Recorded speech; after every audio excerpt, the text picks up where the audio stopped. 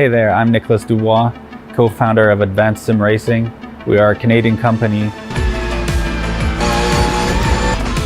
So what we did here today is for a real petrol head. He's really passionate about cars, as you can see behind me. We did a turnkey solution for him based on his needs. We try to gather as much information as we can on our client, and like we did today, we install a D-box system, we install ultra-wide cube control steering wheel. We try to provide the best quality for your budget. So let's say if you want a budget of 10 grand, we're gonna give you something that's the best for 10 grand. If you want 20 grand, then we always try to stay within your boundaries. We do try to make it as easy as possible. So the client, once we install everything, it's pretty much gonna be a turnkey. So he's gonna press start on his computer, and right after, we'll try to explain everything, how it goes, how it works, and then he's ready to go. Our aluminum is from USA, treated in Canada, cut in Canada. So we do sand all our aluminum piece just to make sure the powder coat sticks to it. And that's one of the reasons why we use powder coat, is to make sure you have the best aluminum finish in the industry. And our quality is beyond what you can get with any other competitors right now. We are really, really passionate about all the gear, all the cockpits, all the sim hardware, and that's why we want to create something that's really going to reflect our passion into our product. Come visit us at advancedsimracing.com. You can always reach us if you have any questions. You can call us, you can text us, you can go on Facebook, like our page, ask us questions over there, and we'll make sure to answer every questions there is. We are very passionate about what we do, and we try to make it as easier for you to go into the sim racing world, because there's a lot of gear, there's a lot of options, but let us guide you through your process, and let's hope you'll be an Advanced Sim Racing customer.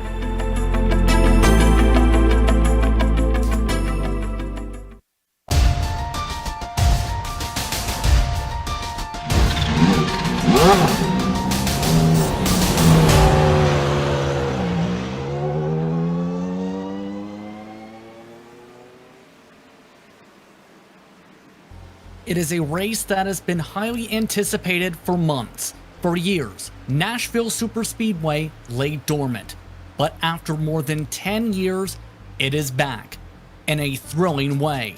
And this unique circuit is ready to play host to the top names in all of the PRL's competition. Who will take home the checkered flag today? We're about to find out here on the Global Sim Racing channel. Hello everyone, and welcome to iRacing's virtual Nashville Superspeedway for the first race of the 2021 Season 3 campaign for the Precision Racing League Cup Series. I'm Justin Prince. Alongside with the booth tonight is Joey Devin. Behind the scenes is our director Joe Peak, and he's using cameras provided by Dougie Beer. This is a track that had a lot of history in the early 2000s and is back in action. Let's learn more about it with our GSRC track guide.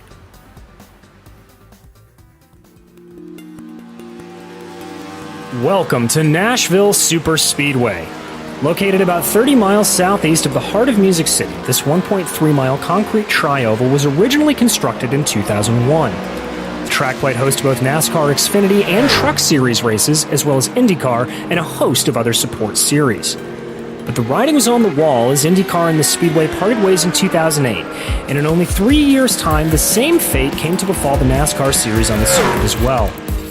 The track was put up for sale in 2012, and it was assumed that the Speedway would go much the same way as the short-lived honky-tonks that litter nearby Nashville's famed Broadway. And rumors began to surface in 2020 that there was hope for the circuit yet. In 2021, those rumors came true, with NASCAR announcing their return to Middle Tennessee and the Nashville Superspeedway. But when drivers mount up for their return to Nashville, they'll have to keep in mind they won't find a fragile coal miner's daughter waiting for them. Instead, they are sure to have their hands full, as the abrasive concrete surface will play havoc on both tire wear and the driver's tempers. In addition, despite its title as a superspeedway, Nashville's 14-degree consistent banking gives it the feel of an old-school short track rather than an intermediate or longer oval. But if drivers are able to navigate their races around this tricky tri-oval, they will find themselves handsomely rewarded with an utterly unique trophy, a custom-made Gibson guitar, a testament about their driving ability and the rich history of nearby Music City.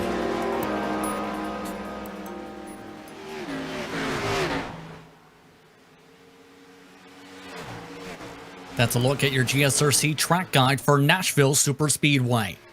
And this is a track, Joey, that I've been excited to see on the schedule for not just PRL competition, but across iRacing in general, because it's so unique and provides some great racing action. And what a way to kick things off the PRL Cup Series by racing here tonight. Indeed, a lot of people were excited about this track. 1.3 miles. It's unlike quite a few tracks, but it is similar to quite a few tracks in the same way. Just this week, I've heard it compared to Darlington, to Dover, to Milwaukee, to Rockingham, to a whole bunch of other tracks. But I guess that all adds up to one thing, that it is truly a unique track. A concrete surface, flat banking, a little bit shorter than a 1.5 mile track. I think it'll put on quite a show tonight in this PRL Cup Series season opener. I think so as well. It's going to be very intriguing to see which drivers come out on top here this evening. But before we look towards how things have fared out in the previous PRL season so far, let's talk about the title sponsors for the PRL Cup Series. Advanced SimRacing, owned and operated by passionate SimRacers.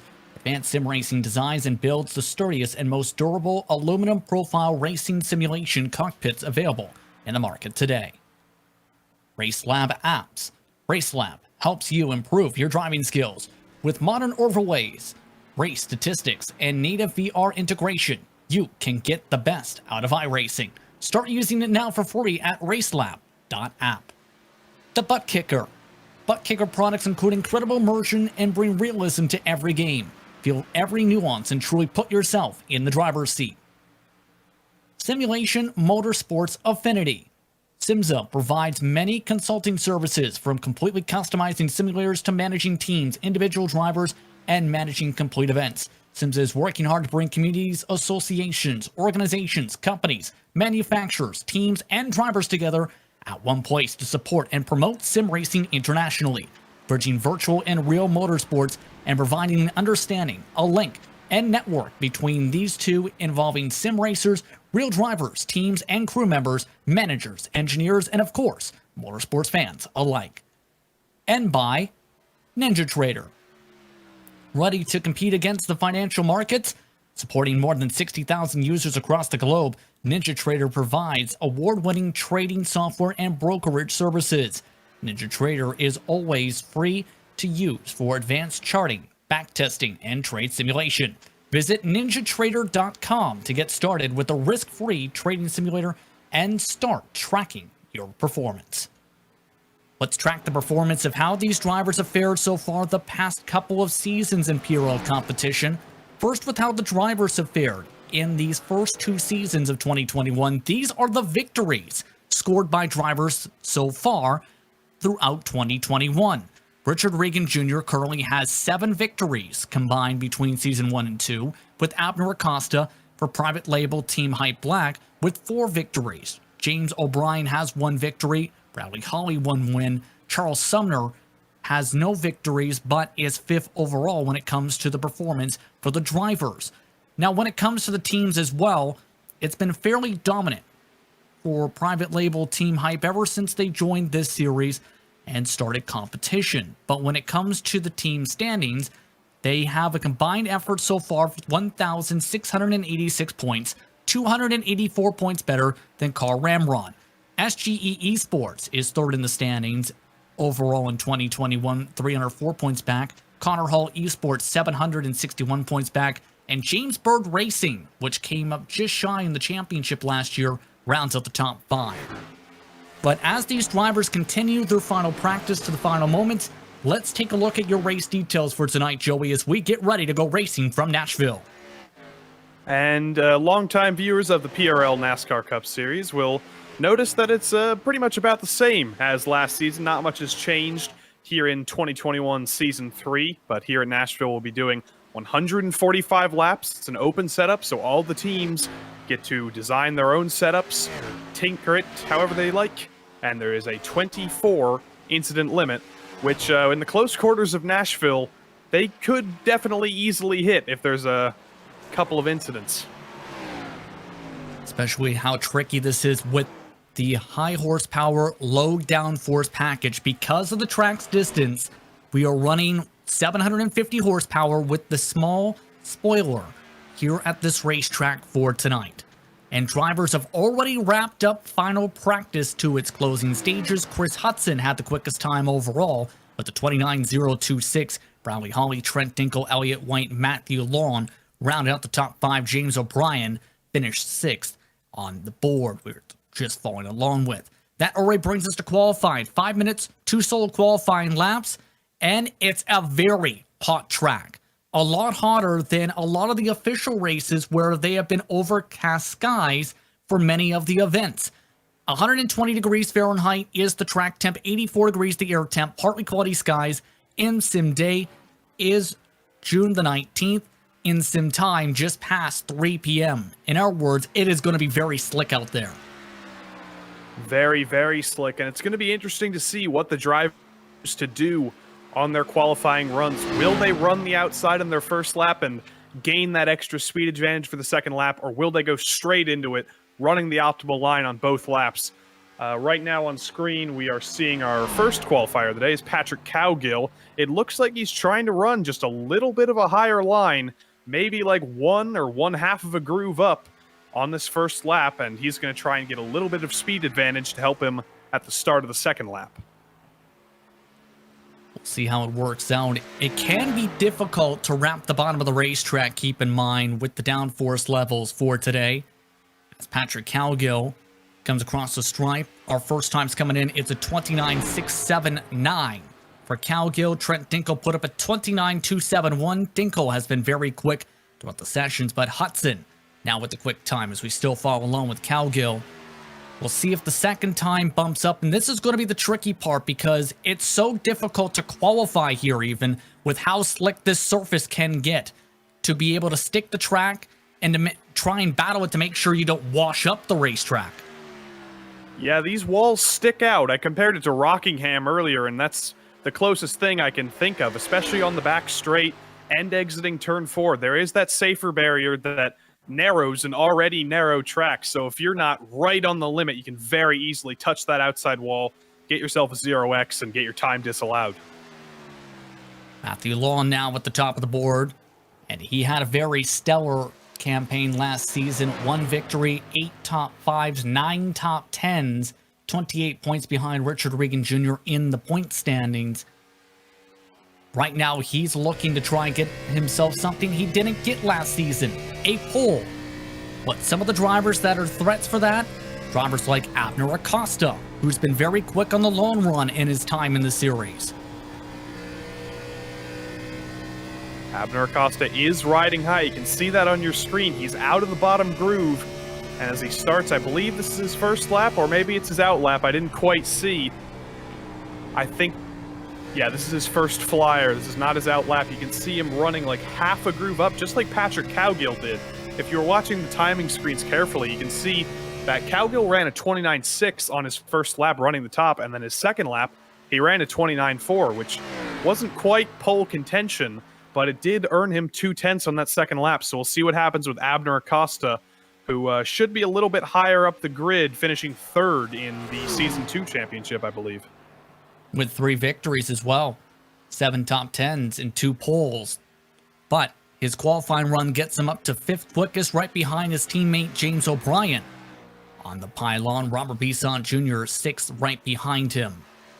Currently the best time still at 29.056, with about a minute and 20 seconds to go to work with. The last drivers to set times will be Charles Sumner, Danny Cervantes, Baron Hilton, Adam Zemke, Mark Kalin are all on the racetrack trying to set circuits. Bradley Hawley also trying to bump up his time from the mid-pack. He's 10th quickest on the first time around, the 29.315. The second time around, can he bump that up using the apron to cut the track a little bit slower on the second time around? Unfortunately, we didn't see it, but Danny Cervantes had a little bit of a moment. He's pushing hard, and he spun into the grass on his outlap. He had to reset, so I'm not sure if he'll actually be able to get a time in here. That's going to be difficult. Here's Charles Sumner. That's a very solid lap for Charles Sumner. Puts him to 12th on that first lap. Danny Cervantes, meanwhile, you mentioned his troubles, now making his way around the racetrack for his first flying lap. He's just barely going to make it in time. I think he crossed the line with maybe 29.5 seconds to go. There's a huge wiggle on the exit of 2. I don't think this is going to be very fast, but this is his only chance to get a lap in. We'll see as he goes through 3 and 4, not quite on the bottom, maybe a quarter of a groove up. He's not going to hit the outside wall, but it was a very wiggly run. And this lap for Danny Cervantes, surprisingly, that puts him 7th. I thought that was going to be slow, but clearly he was ringing everything that car had, and it worked out for him. Able to have a good recovery as that takes us to your starting grid for 145 laps from the Music City. Matthew Long gets the pole tonight with the 29.056 over Elliott White. Chris Hudson rounds out the top 3 with James O'Brien starting in 4th with the 29.171. Abner Acosta, his teammate, will start in 5th with Robert Bisson Jr. in 6th position. Danny Cervantes starts in 7th with a good run at the closing stages of the session, while Taylor Stout rounds out the top 8. Waldo Walden starts in 9th with Trent Dinkle in the 10th position, Joey. Then down in 11th, Bradley Holly looking to make his way forward alongside Octavio Rondeletto. Then behind them, it's Charles Sumner and Mark Kalin. Patrick Cowgill follows behind in 15th. 16th, it's a new name, Marc-Andre Cosette, followed by Joao Guerra. Then it's Jess Vaught, Michael Witt, and Scotty Johnson rounding out the top 20. Darryl Labasco, a familiar name for those who have raced in the iRacing service for years, starts 21st with Adam Zemke 22nd, Kelly Kuhl in 23rd, Craig Holden 24th with Chad Brown 25th. Stephen Connor will start in the 26th position. Baron Hilton deep in the field 27th. Aaron Self, David Mayberry, and Guillaume Beryl rounds out the top 30, Joseph. And the back 4, Richard Pierce was the last car to set a qualifying time, and he is followed by David Wilson, Joshua Daniels, and Michel Gagnon, who did not set laps in qualifying. It's a 34-car field here. Quite a big field for Nashville, and we're going to go racing in just a couple minutes. One notable name isn't here tonight, keep in mind. Richard Regan Jr., who's expected to make runs this season, defending champion, not making a start this evening. Yeah, that'll be interesting. I guess it opens up the field for a couple drivers. We saw in the graphic earlier, he won 7 races so far this year, and he's a driver who you can never count out. So with him out of the equation, it definitely makes the lives of the likes of Matthew Long, Elliott White, James O'Brien, the ones up front, a lot easier. And as these drivers now roll for their pace laps, what are your keys to victory for tonight from Nashville Superspeedway? Well, just like at many tracks, it's going to be about tire saving. We're going to see some drivers maybe run the higher line earlier on to save their tires, then come back later on in the run. But it's also going to be about staying out of trouble. It's close quarters here.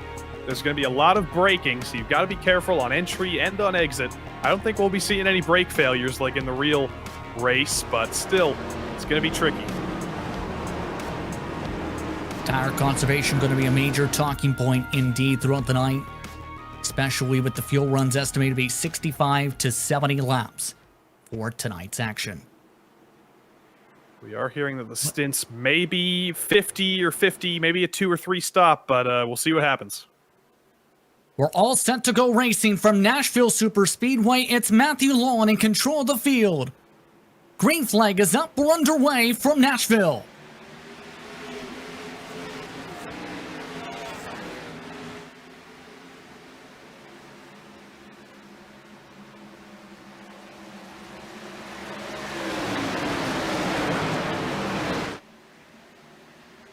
And Elliott White ripping away the race lead on the top line. Lawn already shuffled to second off the jump.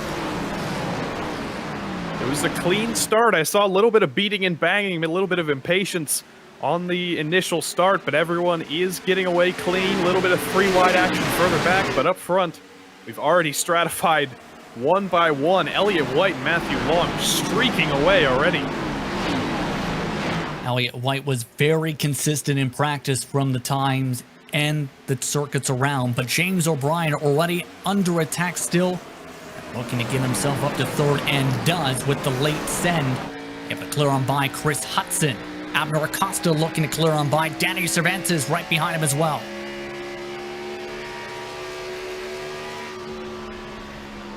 Watching Abner Acosta follow behind Hudson here in fourth. I think he's maybe saving his stuff just a little bit. I saw quite an early lift going through turn one. He lost a bit of ground to Hudson. I think Hudson might just be sending it in a little bit harder. We know Abner Acosta is good at tire saving. If you recall last season, that race at Darlington went green all the way. If anyone knows how to save tires, it is Abner Acosta. Absolutely has been that case for the past couple seasons, in fact, in PRL competition. As you see the Hornet's Nest right on behind. Some of the newcomers trying to show what they can do, including a very noteworthy organization in the mix. That is Juncos Racing eSports. That is in the 48 machine. On the bottom with Ronda Nettle, who is trying to clear on by Bradley Hawley at the moment. That team, known for its road course abilities as well as nearly making contact and did, was Mark Kalin with the wall. Juncos Racing definitely knows how to run an oval, though. They bumped Fernando Alonso out of the Indy 500 in 2019, so I don't know how much that applies to NASCAR racing, but Rondaletto has clearly got something going for him in that beautiful Juncos green car, riding up to 11th at the moment, and he's holding off Bradley Hawley, who especially knows how to win races in this series. Indeed, Hawley currently trying to battle in the 11th position. And do you want to try and run the bottom here, or is there any lane variation you could get, in your opinion, here at Nashville to try and make a pass? Well, you can always try, but it's a question of whether it'll work. If you have maybe some newer tires, you have some more momentum, you can squeeze through on the bottom if you're really trying. But right now, it looks like the outside is the place to be. As we see, I think that's Besaw Jr. and Bradley Hawley going side by side. Here you'll see exactly what I was talking about. I think Besaw should probably be able to sweep around the outside. No, he won't. Bradley Hawley sends it in there, and that purple car, I think that's Mark Kalin, a new purple livery for this season, gets a little bit high. But Bradley Hawley did manage to clear Besaw and completely disprove what I said. For Besaw Jr., it's a -5 of the race so far. It's not been the start he's been looking for. The biggest dropper so far has been the 24 machine, who has lost 10 positions on the race. And RG Bargy, meanwhile, up in front of them as Trent Dinkle, trying to utilize the second line, has already got a dent to his back bumper already. Yeah, I think that may have come from the start. I think it might have been Rondaletto who just barely got into the back of him at the start. There was no real contact, but maybe a little bit of netcode, a little bit of latency did give him some damage, but it doesn't look like he's hurting him too much. It's rear damage, it's not front damage, and he is all over the back of Abner Acosta, trying to break into the top 5 here. There he is in the bottom, getting very close to Abner Acosta's door, and Acosta's getting swallowed up on the outside here. Acosta really had to back it down that time on the corner exit, is now near 3 wide. Having to back off Bradley Hawley, trying to take advantage of the bottom of the racetrack. So Acosta, all of a sudden, shuffled all the way back to 9th spot in the span of 1 lap. Taylor Stout will give him some space now, as the James Bird Racing machine gets back in the line. Right behind him, Mark Kalin. You mentioned the special paint scheme tonight. It says, "Thanks, Dad," on that 62 machine tonight.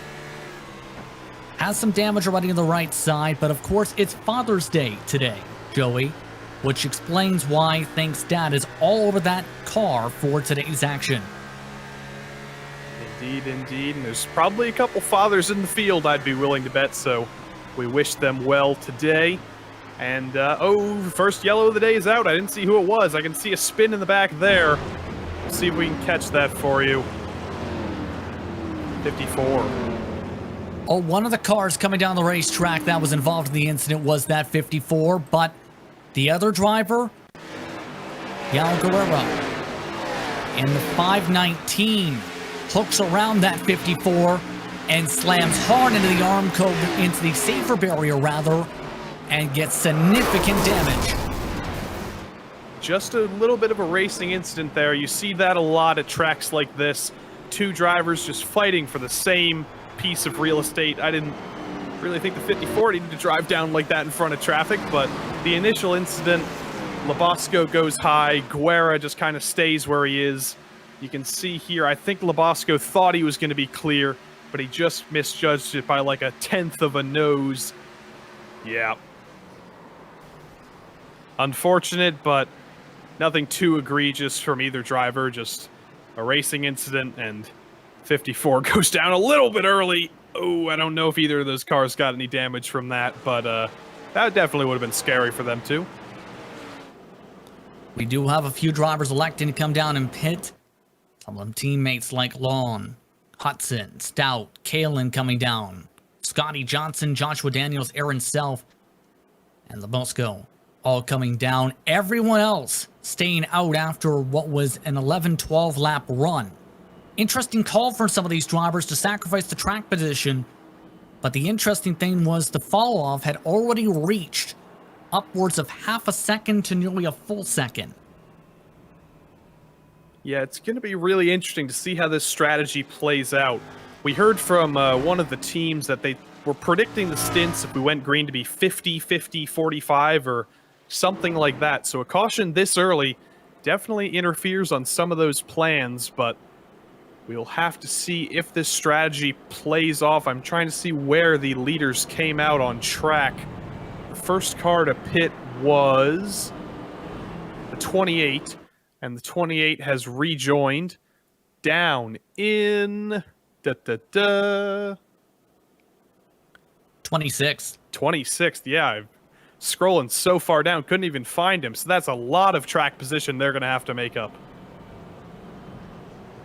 Yeah, that's a massive gamble early on, hoping that the fresher tires will pay off more than the track position. The tough thing is getting through the Hornet's Nest as well. All this shuffles James O'Brien to second, Trent Dinkle to third, Cervantes, and Rondoletto has picked up some speed as the run started to progress. Doesn't have the short run fire-off pace, potentially, but that 48 seems to be good once the tires get up to heat. Indeed, and that is just a little bit of saving, I'd assume. Maybe 7-8 laps into the run isn't exactly when you'd see tire saving start to pay off, but for Rondoletto, something's working. He's up to either 5th or 4th, judging by the shuffling under caution here. He started down in 12th, so even though a couple cars ahead of him did pit, there's definitely a lot of positive movement from that Juncos Racing car. So it is White, O'Brien, Dinkle, Cervantes, Rondoletto, Hawley, Acosta, Cowgill, Besant Jr., and Walton. Where's Waldo Machine rounding out the top 10? As we get ready to go off for the restart once more. Keep in mind, this is a track with a large restart box that stretches a good third of the front straightaway. So it leaves a lot of leeway for leaders like White to fire off and get off and away once more from Nashville. Your contact already in the second row of Cervantes forced to check up. Heck of a checkup in the back of the field with these faster drivers trying to make their way forward on new tires. It's quite the difference I can see with Matthew Long, but up front, Elliott White having a very easy time streaking away from James O'Brien. Danny Cervantes trying to squeak around the outside here. I don't think he's going to quite have the momentum. He's going to have to stay in 4th. He's boxed in fact, as down to the bottom goes Rondoletto. Octavio trying to clear on by on the bottom of the racetrack against that yellow line. Slides back up, keeps it side by side, and this is one of the tough parts, is fully completing the pass here at Nashville. It's so easy to defend on that top line with squeezing down.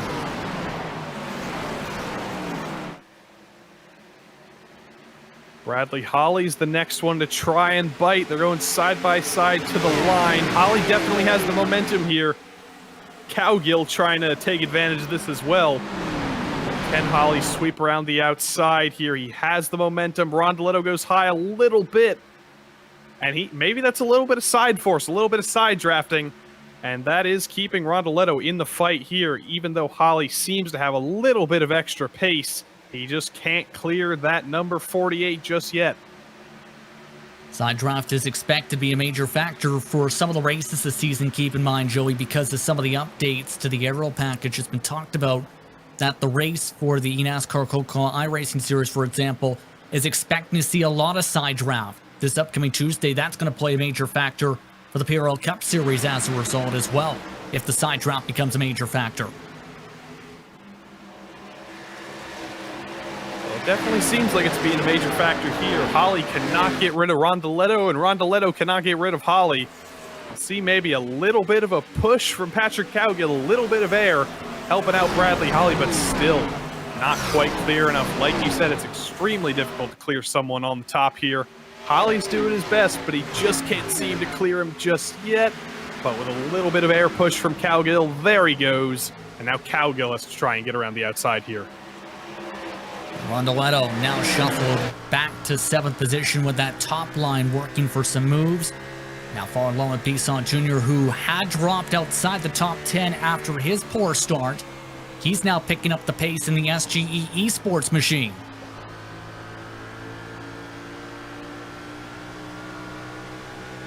Rondoletto sliding up the racetrack a moment there as well. Bisson Jr. going to try and take advantage, get to the inside, and no, he can't.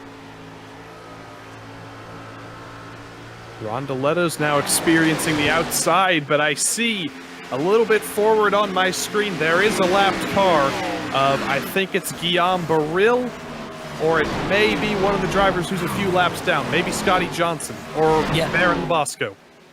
Scotty Johnson is that lap car you're referring to up the road.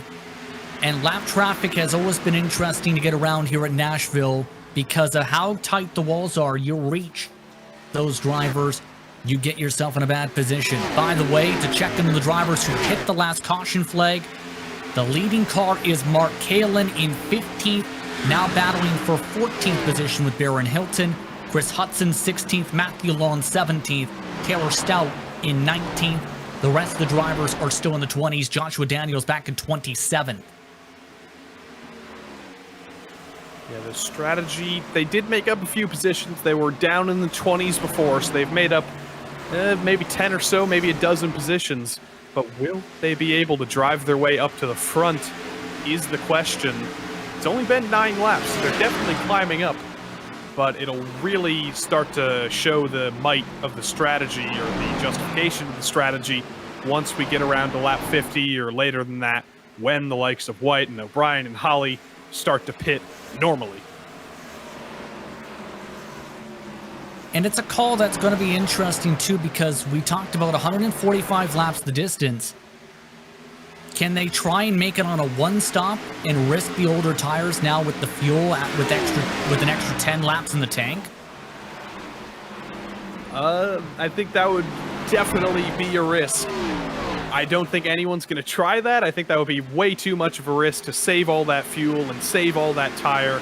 By the end of the run, you're going to be so unbelievably slow that I think the advantage that the car that pit behind you would have would be enough to pass you anyway. So I don't think anyone will go for that. But if anyone does, you know, I'll be cheering them on. I always love an alternate strategy. Now we're seeing Elliott White a couple cars ahead. Did just clear Scotty Johnson. Doesn't look like Johnson's going to cause too much trouble for these leaders. Indeed, as you see back up towards the front, there is Scotty Johnson, the third car in the line for the time being. Trent Dinkle will dive to the inside. Danny Cervantes following suit. So Johnson just giving them space on the inside line. Nearly washing up, in fact, there's a couple cars as they try to carry speed in the battle for position.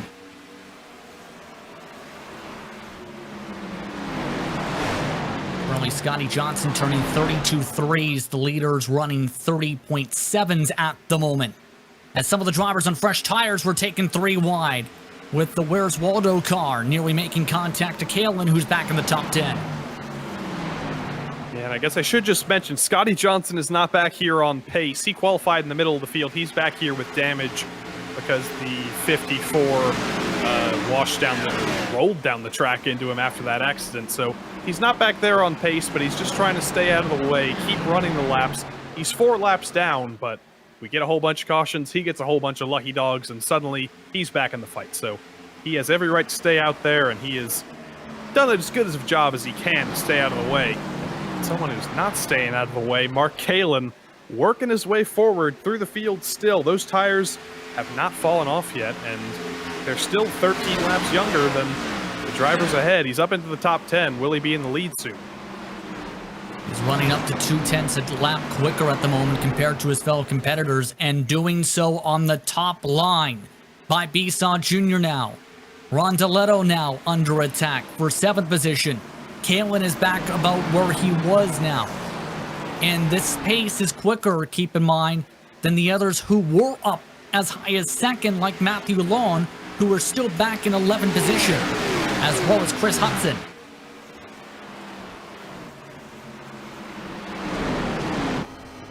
Now it's side by side for 5th. Wow. Yeah, Kalen's just picking them off one by one. He's not sending any crazy moves or any crazy dives to the inside or the outside. He just has that much pace that he's able to just hang out on the inside, basically, and just drive by the likes of Danny Cervantes, like we can see here, up into the top 5. He's only got 4 more cars to go before he's in the lead. Significant damage to Abner Acosta right behind him as well, after being taken 3 wide and getting door slammed by Bisson Jr. just moments ago in turns 3 and 4. Apparently one driver did not realize they were 3 wide over the radio, so Abner Acosta significant back end and left side damage. 3 wide right behind him as well. Rondaletto careful in the middle, very close to Cowgill on exit there, but they all got away with it. They all got away with going 3 wide. It's close quarters, but well done, especially to Rondaletto stuck in the middle there. I think Cowgill was the big beneficiary of that, but he slithers a little bit on exit. Now he's got the 43 of Chris Hudson right behind, trying to make his way through. They're being very aggressive because I think they know they need to keep up with Kalin. Right now, he is the quickest car on the racetrack. On that strategy, you can see the time differential. That time only about just under a 1/10 of a second difference, with Kalin trying to get around Trent Dinkle now for position. The gap, though, is more than 2.5 seconds, though, to the race leader.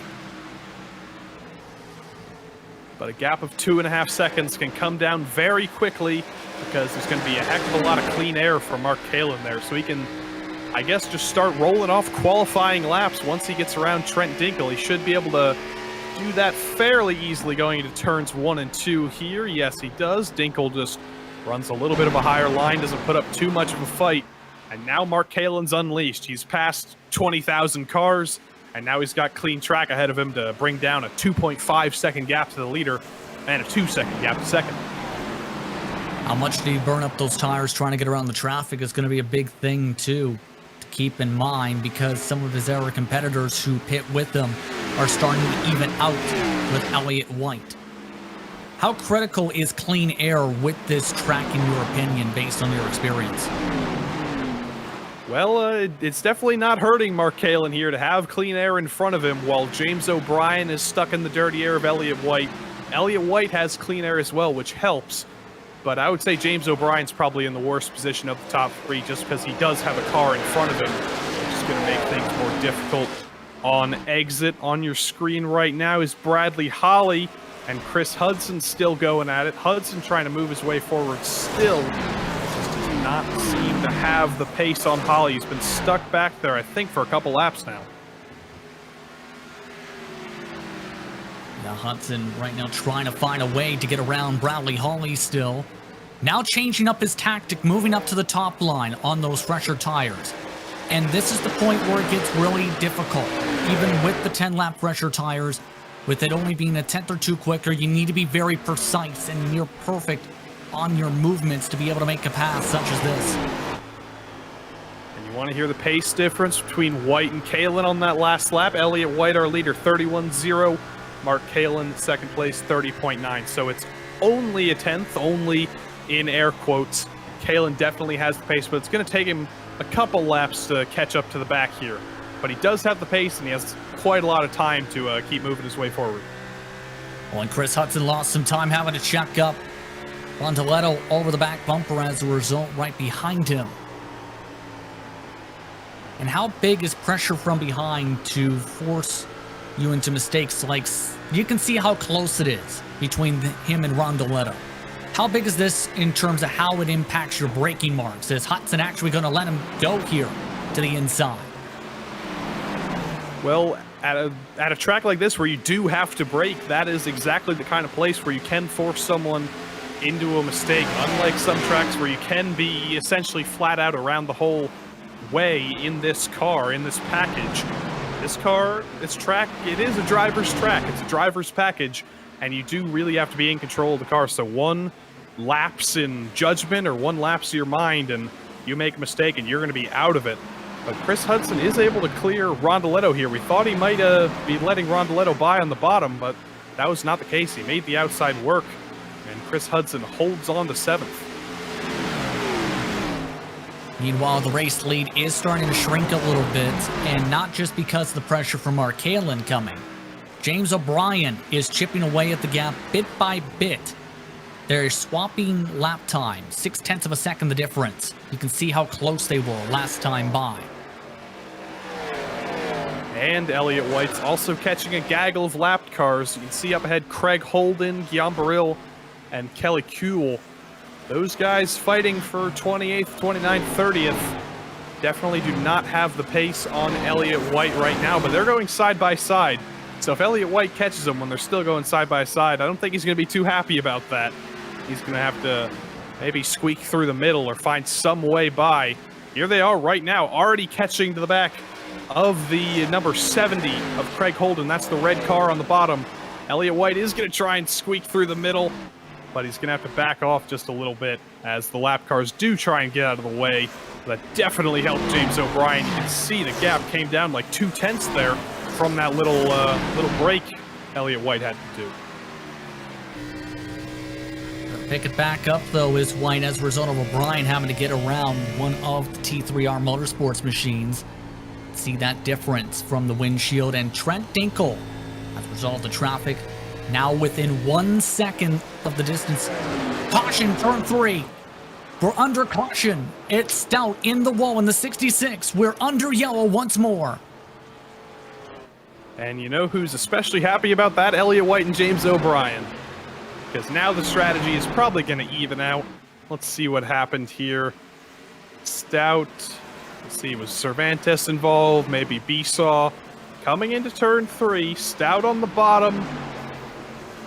Oh, I don't know if Besaw got a push there from Abner Acosta or if he just drove into Taylor Stout. We can get an onboard from Robert Besaw here. This is through turns 1 and 2. Everything looks completely normal. Just some close racing. Danny Cervantes on the top, but Taylor Stout just maybe a little bit slow on the bottom. Besaw does get the run, but through turn 3. Oh, there's definitely a push there from Abner Acosta, and that pushed Besaw into the right rear of Taylor Stout, turned Stout straight into the outside wall. We'll take one more time from above here, and you'll see exactly what you're talking about right here. Watch Acosta hit the back bumper square.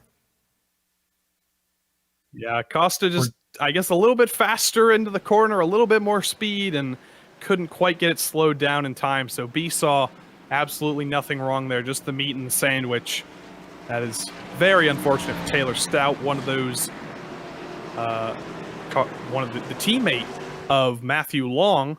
They were making their way up the field. They were having a solid race. That's one less car that will be able to compete for that team, unfortunately.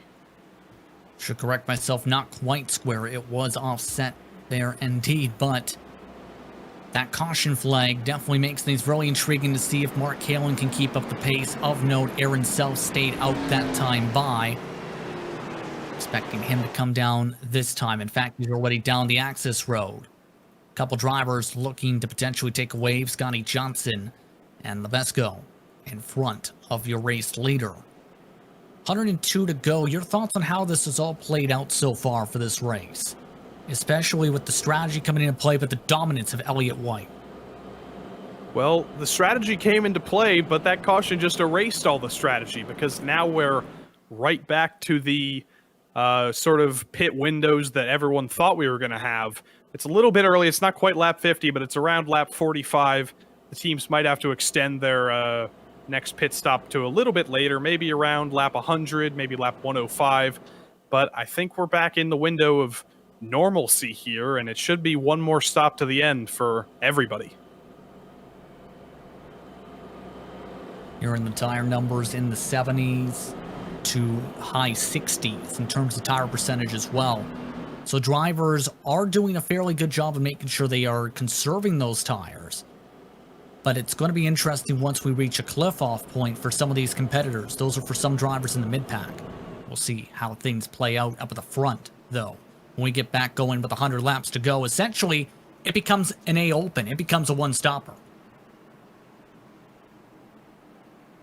And it's just going to be pretty much a case of who has the most raw speed, or maybe who has the most tire conservation abilities, because, like you said, it's evened out the field.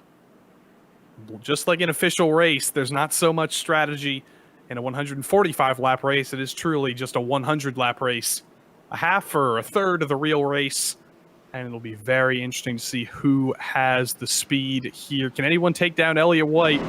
I'm not sure that's possible on raw speed, but Mark Kalin definitely has some strategy stuff in the bag he's going to try out. Maybe an early stop, maybe an overcut, maybe an undercut. We'll simply have to see. And the in-car adjustments for the pit stops are going to be very critical too. If we get green flag stops, you have to think about, because do you underfuel the car and try to make adjustments to counter-react that to be able to be quicker on fire-off? All that's going to be discussed by these teams as we reach 100 laps to go in this race. A one-stopper to the end on the gas. White, O'Brien, Kalin, Dinkle, Hawley, your top 5. Rondaletto in 6th. Lon, Cervantes, Chris Hudson, and Acosta, your top 10.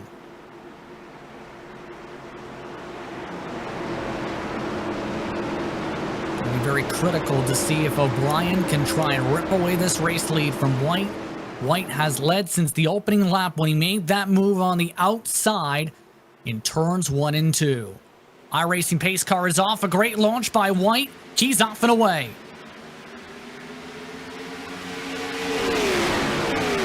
And not the start O'Brien was looking for, as Hawley nearly took it 3 wide. James O'Brien still swings it on the outside. Kalin keeping it up on the inside. Holly bump drafting Mark Kalin down the straight. I don't know how much that helped, but he definitely told him that he was there. James, whoa, Kalin gets extremely loose in front of Holly. That checks basically everybody up. Here comes Matthew Long on the bottom, makes up about 5 positions with that checkup. That was scary stuff, but everybody keeps it going in a straight line. But Mark Kalin, Bradley Holly's going to be frustrated now, if he wasn't already. Here he goes to the bottom. Is he going to clear Kalin? Dinkle's going to come with him. Yes, he is. And that's just cold tires, I think, coming into play with that bobble off the corner. It's so easy if you run too low in 3 and 4 on the first lap on a new set of tires to get very loose like that. Kalin continuing to drop back. Dinkle able to make the move. Matthew Long still trying to get around Rondaletto, as Rondaletto able to get the pull.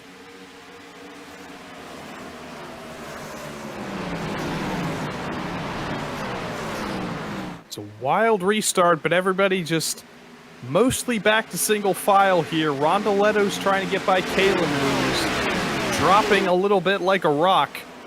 He definitely has the long run pace, but the short run pace doesn't look to be there right now. He's got to be careful, because with that slide, he'll have heated up the tires. They'll be absolutely red hot in the back, and he just has to make sure he cools them down a little bit. Don't get into a sequence of sliding and heating them up, and then sliding and heating them up even more.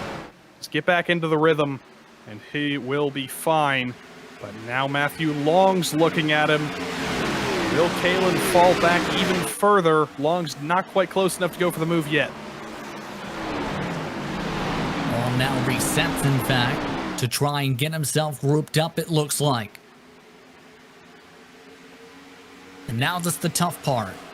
With everyone in the equal sequence is trying to get around the traffic. Remember, Long hit from the top 2 before trying to utilize fresher tires to get up to the race leaders. Now is looking to try and get some of those spots back. It's a -6 for him on the race as a result. Long seems to be backing up his corners a little bit more, though, Joseph, compared to Kalen.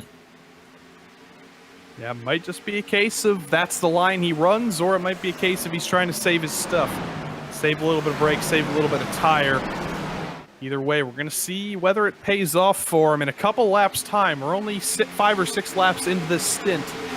I think it'll be around lap 60, lap 70 that we really start to see the extent of the fall off. Who's done the best job saving their tires. But right now, everybody, literally everybody, you can see the whole train coming by your screen here. Everybody's just one by one by one. And they're all thinking about saving their stuff because they all know it's going to be a one-stopper. James O'Brien is trying to close up to the front. Still separated by about half a second to Elliott White as we follow along with Bradley Hawley, who is up 8 positions from his starting spot as the caution flag waves. The 16 around to bring us under yellow once more.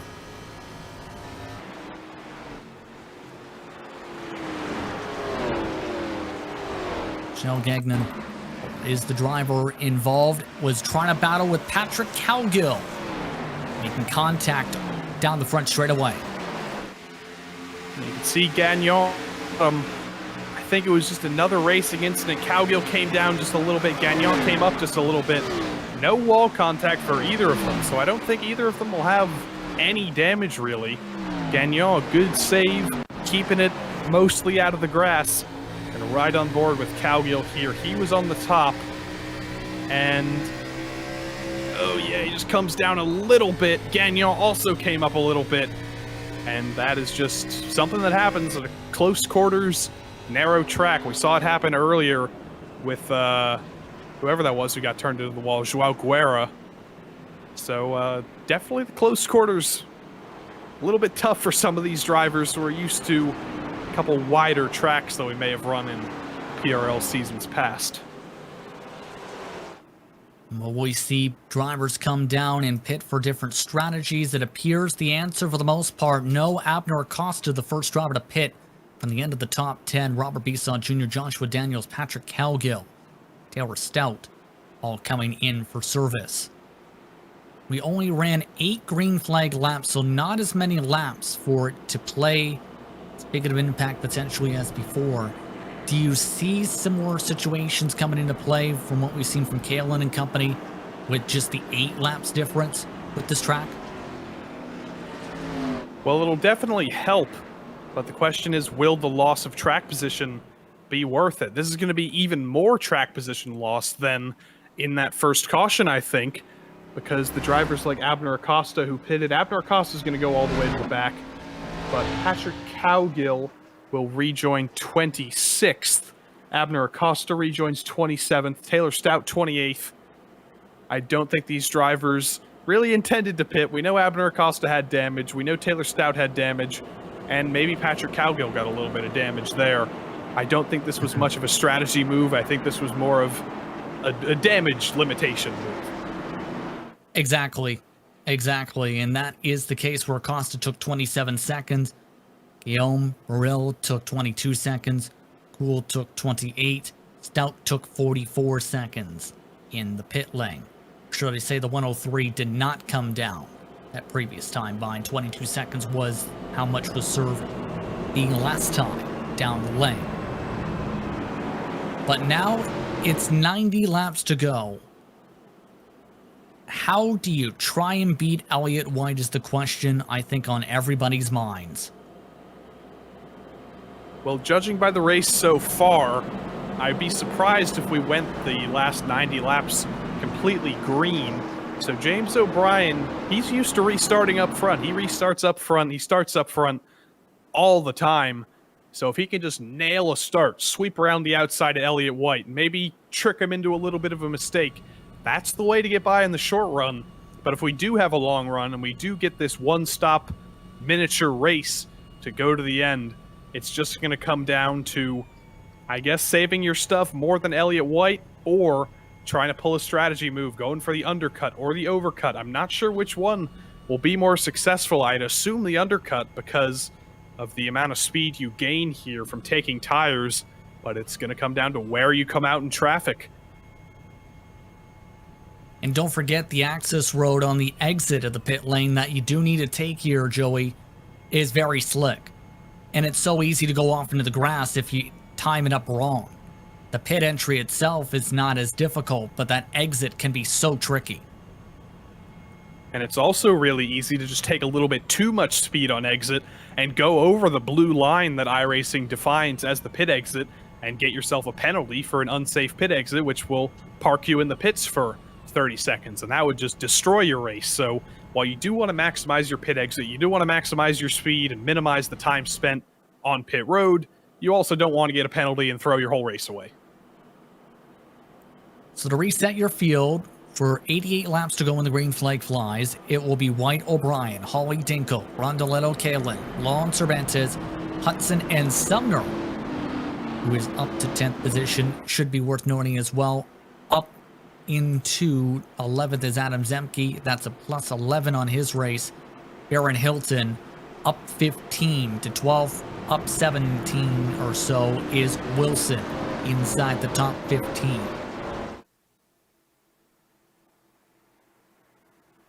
All the drivers are ready to go once more from Nashville.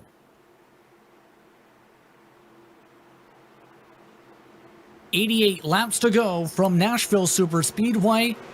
Green flag waves for back to racing from Nashville."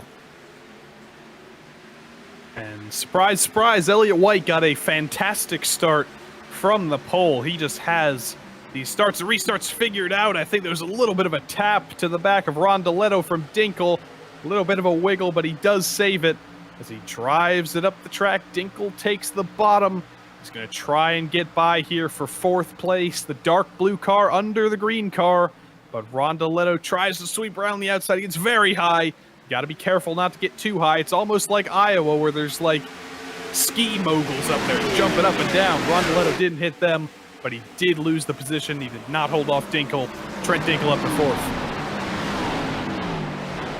Now O'Brien as well was shuffled to 3rd, but look at the race lead. Bradley Hawley providing pressure to his teammate from Back Black. Can Hawley take the lead for the first time today? Or can White continue the defense with 86 to go? I just said, what? Where did Bradley Hawley come from? I didn't even realize he was in 2nd. He is sneakily made his way up into 2nd here. I thought he was running 10th or 11th earlier, but I guess through the pit cycle and through some great passes, he has brought himself into a race-winning position, and there he goes down the inside of Elliott White. White not putting up too much of a fight against his teammate. And there goes Bradley Hawley to the lead. The Elliott White dominance has been broken, if but for a moment. I don't think Elliott White's really going to hang back here for too long. I think he knows what he's doing. He's trying to save his stuff a little for maybe the end of the run. We'll have to see how things play out now as the top 3 all lined up astern. Coming up to 84 to go. A bit of blocking now. Dinkle really wants to defend to the bottom of the racetrack. Matthew Long takes advantage. Rondoletto might not be happy about that block. I definitely wouldn't be happy. I think Dinkle didn't assume someone would try and send it 3 wide, but Rondoletto did, and I think they went back to 2 wide before they even got to the corners, so maybe unnecessary from Dinkle. Rondoletto definitely agrees, but they're back to single file, and now he's got to try and just set up the move again and try and get down to the bottom again. Should be worth noting that 24 of Cosette ended up getting door slammed off the corner exit of turn 4. Taylor Stout that ended up getting them into the outside wall in the grass. No caution. We stay green. That was towards the 20s as we still follow along with Dinkle and company. Dinkle still being very defensive, swerving a bit down the straightaway. And deeper on the brakes as well for the SGE eSports machine.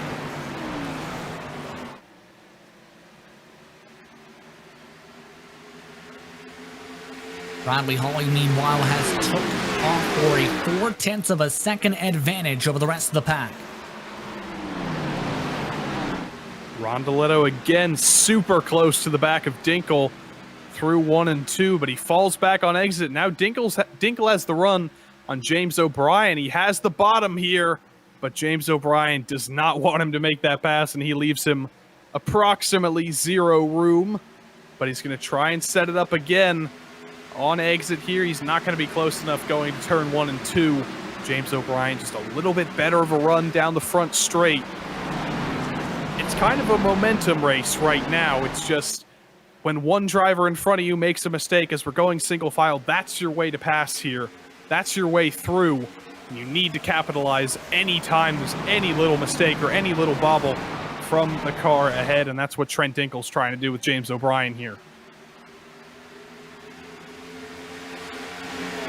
80 laps to go this time by.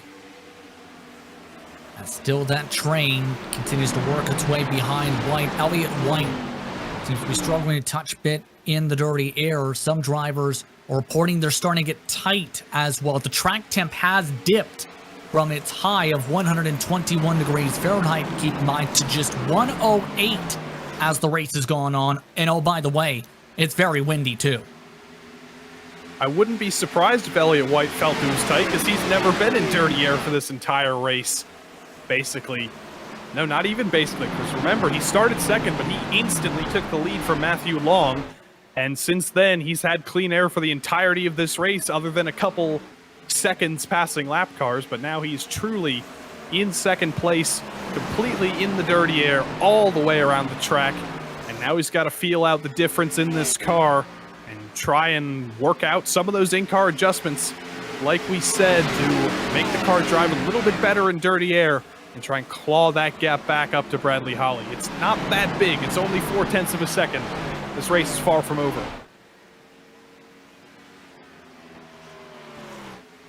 Especially since the window for fuel to make it to the end doesn't open for another 7 or so laps for our competitors on the racetrack. On along the Danny Cervantes. 7th position, feeling pressure from behind, watching the battle in front as Rondoletto lets by Matthew Long. Not too much of a fight put up there by Rondoletto.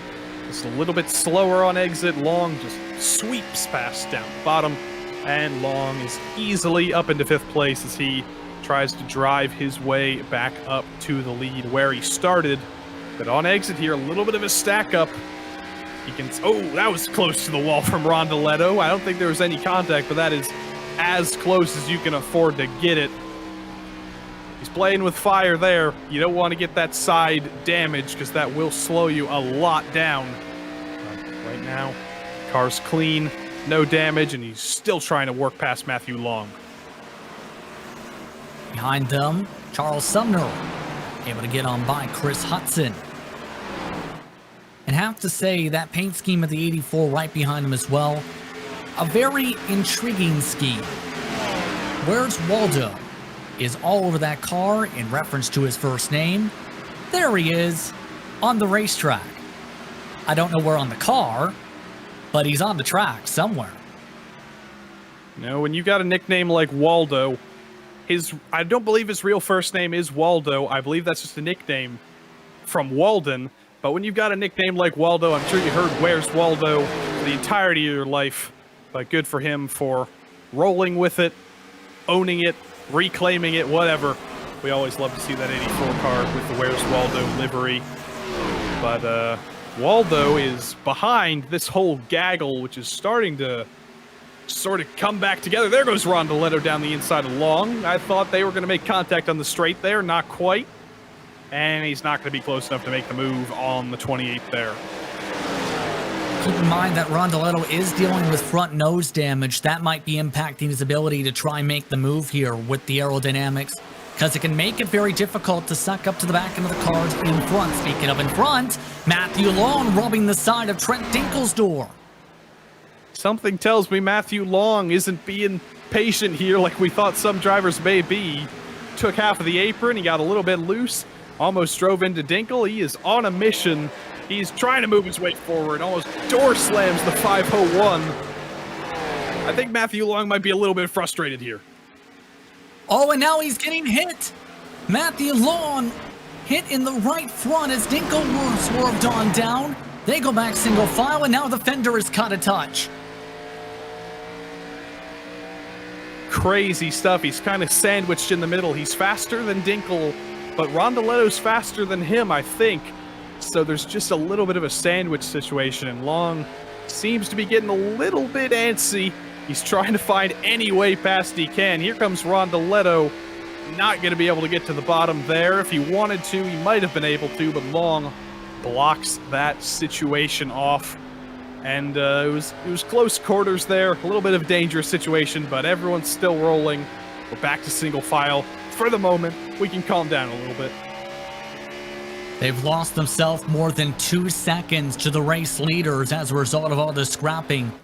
Top three are separated by 0.6 of a second. These drivers are all covered by the span of 1.5 seconds from fourth as far back as 13th position in this gaggle. As to the inside now of Rondeletto goes Cervantes. Oh, and the 25 loses some time. Here comes Mark Kalin now to take advantage on the high side. Cervantes was completely sideways on exit there. That was a fantastic save from him to keep that thing rolling. But that's going to lose him quite a bit of time to the cars ahead. Kalin, is he going to be able to sweep around the outside? Not quite. Yes, he is. Cervantes just backs off a little bit, and now he's got Zemke and he's got Sumner all over the back of him. He can't spin again. He can't get into that overheating cycle. He's got to round himself back up and move his way back forward. Now Zemke swinging it to the second and third lines, trying to run above the second seam. Couldn't make that quite stick to be able to build up momentum off the corner that time.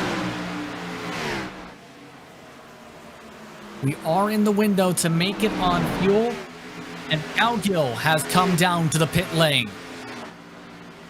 Is this a scheduled stop? Is he going to try and make his way to the end from here, or did he get some damage somewhere? I don't think he hit anything, or at least he hasn't hit anything recently. There is a little bit of scrape on the right side, but I think that might just be from the incident with Michel Gagnon earlier. I don't think he's going to get any damage repaired here. He's taking tires. I think this is his last stop. He's going to take it to the end. A very interesting call if this is indeed the case, but he is staying in the box. So Cowgill spending an extended period of time in this lane. He was at 42 miles an hour at the commitment cone and didn't go above 44 miles an hour down the lane. So something going on with Cowgill. ButtKicker with the front. 22, or rather 0.2 of a second, the separation between the top two. Elliott has been bringing the gap down a little bit. It's been going back and forth, just stagnating at about 2.5 tenths. White just doesn't have the pace advantage he needs. There's a car on the apron down there coming to the pits. I think that was the... No, it was not the 519 Joao Guerra. I don't know who that was. But 63, Richard Pierce. Yeah, Richard Pierce running 3 laps down. Not really a strategy move from that car, I don't think. I think he's just bringing it home. But it's not going to distract these leaders too much. White is just going to probably ride behind Holly until that pit stop, I would assume. But someone who's not fixing to ride behind someone is Rondeletto. Here he comes to the bottom of Trent Dinkel. Does he have the speed? No, Dinkel's able to sweep around the outside. But Rondeletto's going to have that shorter run on the bottom here if Dinkel doesn't take it away, and Dinkel does take it away. Rondeletto had a chance there, but he couldn't quite make it through. And Dinkel at this point almost looks like a bit of the cork in the bottle, so to speak, in this fight. As this all become very interesting on how this is all played out. Now it's the matter, though, of how this battle continues to fare out. 4 seconds now, the gap between them and the top three.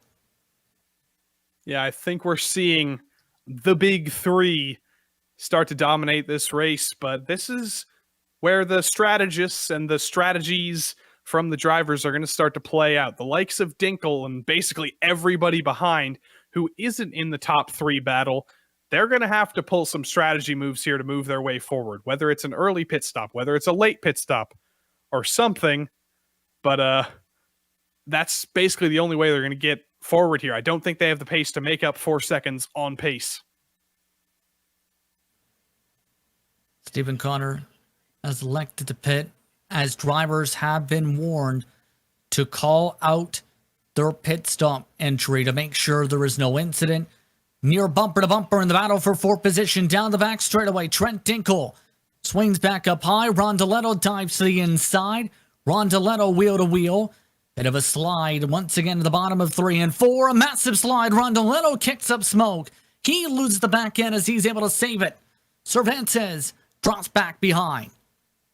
And that was the same situation. Dinkle able to sweep around the outside.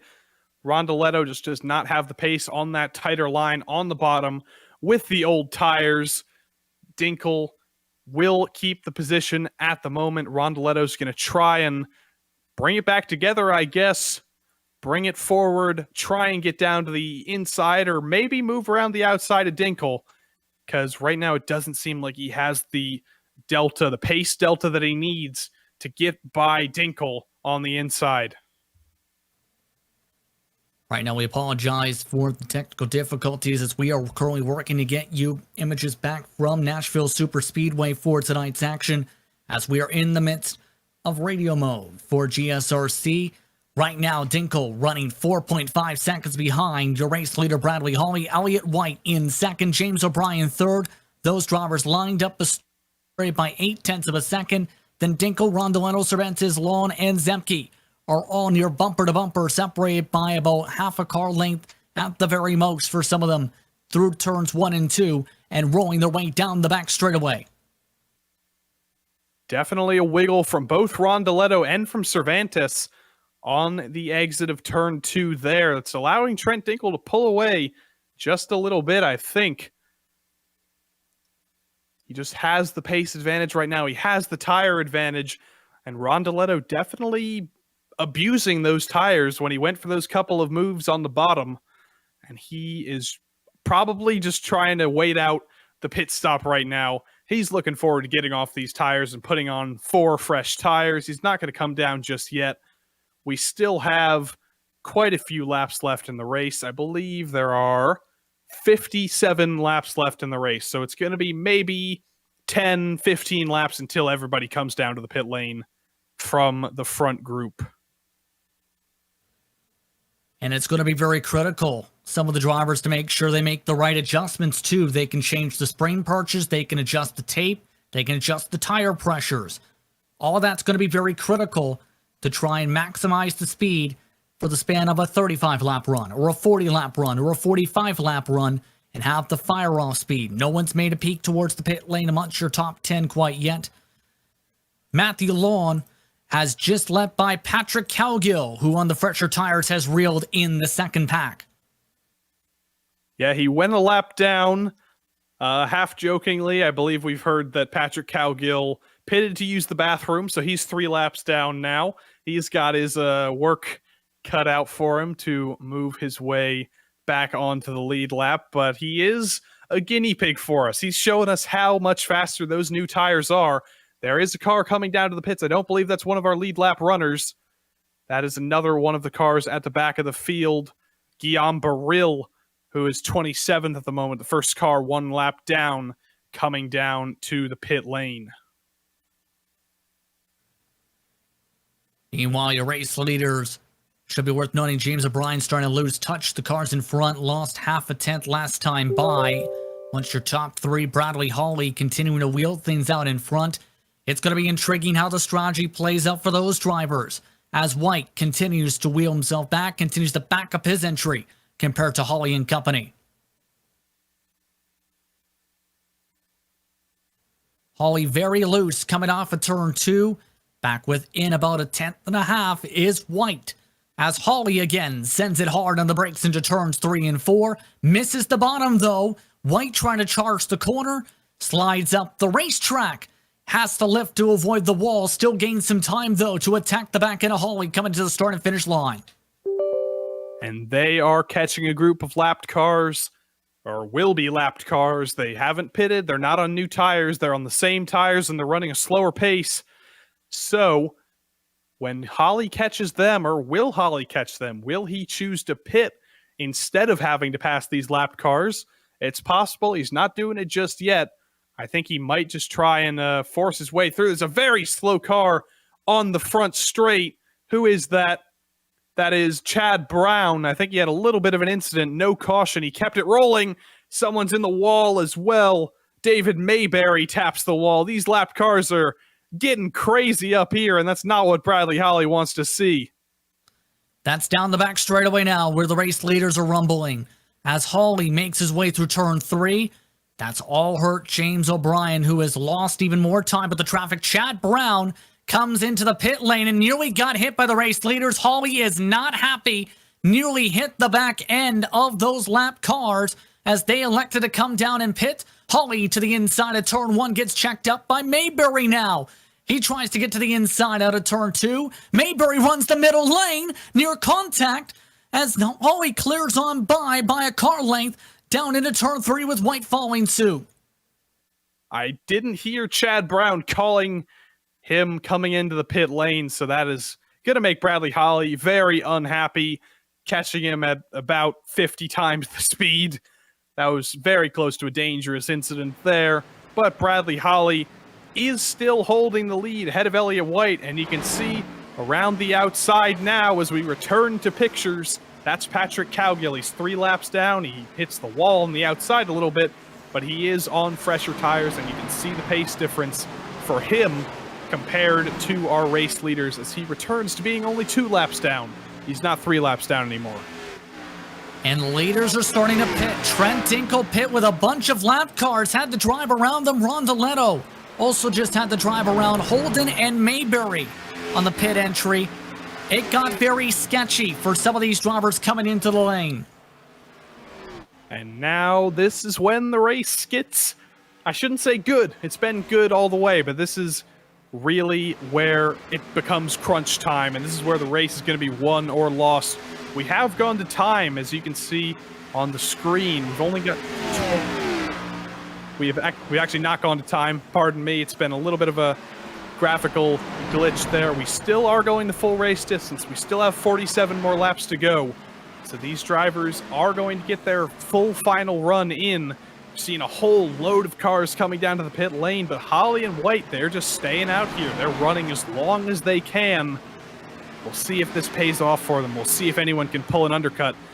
But down into the pit lane, I see Elliott White's coming in. Really maximized the amount of time Elliott White did. Holly stayed out. James O'Brien and Danny Cervantes did, as well as Matthew Long. As the caution flag waves, it is Mayberry down the front stretch. And we are under yellow in the middle of the pit stop cycle as this changes everything. Bradley Holly is not going to be very happy, I don't think. But let's see what happened to Mayberry. Was he trying to come to the pits? Yes, I think he was. Yeah, he was coming to the pits, trying to get this thing slowed down, but he just fails to get it slowed down, and then he parks it on the front straight, and that brings out the caution. That is not what Bradley Holly wanted to see. That's a very, very unfortunate situation for the drivers who stayed out there. Holly, O'Brien, Cervantes, whole bunch of drivers getting absolutely hosed there, I think. Definitely making some friends and some enemies in that situation, as a lot of drivers have to sort out where they're going to be. And you know who this really hurts potentially is going to be Elliott White, who had just gone down to the lane. It's going to take a lot of sorting to try and figure things out. Currently, at the moment, there are 12 cars scored on the lead lap. White is the last of those drivers as in come the race leaders. Yeah, Elliott White's on the lead lap, so that's going to help him. He's not a lap down. He doesn't have to get waved around. I think he's going to take the race lead here once everybody pits. No, he does have to get waved around. He wasn't technically a lap down, but this is one of those confusing things that I'm sure all the drivers are going to be just as confused as we are. He will come around into a good position here, but I don't know where Elliott White will truly be once we restart the race. It's all going to take some time to sort out under this caution flag as the race off the pit lane. For now, Hawley over O'Brien. Kieran Mayberry missed his box the first time around into the lane. That was his second attempt to come down to the lane that brought out the caution flag. So a tough break for this caution flag period for several of the drivers. We're trying to mix up strategy. Rondeletto, Dinkle, Kalen, Esau Jr., Walden, Daniels among the drivers who have to take wave arounds to get back on the lead lap and will lose track position from this yellow flag. As Adam Zemke is currently scored your race leader, believe he did not stop in the pit box. Looking like he may go down to the lane here. Yeah, I'd be surprised if he didn't. It looks like he might actually be... Either he's out of fuel or he's letting everybody by. I don't know, but here he comes down to pit lane. He won't lose too many spots. He's only going to fall down, I think, down to 15th, potentially, because there's not that many cars near him on the lead lap, but Bradley Holly will be your leader. We see everybody shuffling around here. It looks a little bit like the parking lot at Nashville Superspeedway this weekend as everybody tries to sort out where they're actually supposed to be. I don't think we're supposed to start this race 3 wide, but everybody is trying to work out where the heck they actually are. Half the field was a lap down when the caution came out, but everybody should be in the right position right now. Holly, O'Brien, Cervantes are legitimately your top 3, and we should have 20 cars in the lead lap. And that includes wave rounds of 14th, 15th, 16th, 17th, 18th, 19th, and 20th positions on the racetrack. So again, tough break for those respective competitors where they were already down for service. Some of them will have to wheel around their cars with as much as already 5 laps plus on their Goodyear Eagles. But this will set up what will be about 42 laps to go when we get back underway, as we expect the wave rounds to go around this time by. In fact, they will get that signal 1 to go here at Nashville Superspeedway. It is Hawley, O'Brien, Cervantes, Long, Acosta, Sumner, Hilton, White, Witt, Hudson, now your top 10. And look at who's in 11th. Taylor Stout. Remember Taylor Stout got turned into the outside wall at about 100 miles per hour? Well, the team fixed that car up, and it's not quite looking as good as new, but the damage has clearly been fixed, and Taylor Stout back out on track, running in 11th. There's still quite a few laps to go, so we'll have to see whether that car can actually hang on speed here. But right now, things are looking good, and this is why we always say never give up. Never just park the car, because there's always positions to be gained, even if you get turned into the outside wall at 100 miles per hour. You can still get a top 10 out of it, and I think Taylor Stout is definitely looking at this situation very positively. And they have delayed the green flag, by the way, as a result of half the field trying to close in amongst the wave rounds at full speed. And they wanted to be able to make sure the field was completely bunched up in time for this restart. And this is one of the new things that we saw with the newest iRacing update and iRacing patch. The admins have a lot more control over the caution length, and they can extend cautions at will. You could do that before, but it's a little bit more finicky. Now you can specifically say how many more laps you want the caution to be.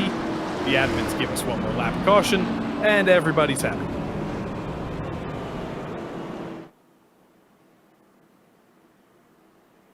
By the way, for those wanting to reference time, there are approximately 25 minutes to work with on the clock. So that's something to think about. If we get a couple more cautions, time could become a factor for the closing stages, Joey. It definitely could. We've got 41 more laps to go once we restart. So if we go green, we could make it to the end. If we have 2 or 3 more yellows, then we'll start probably seeing the clock come up. But for right now, I say we're aiming at ending this race in the full advertised distance.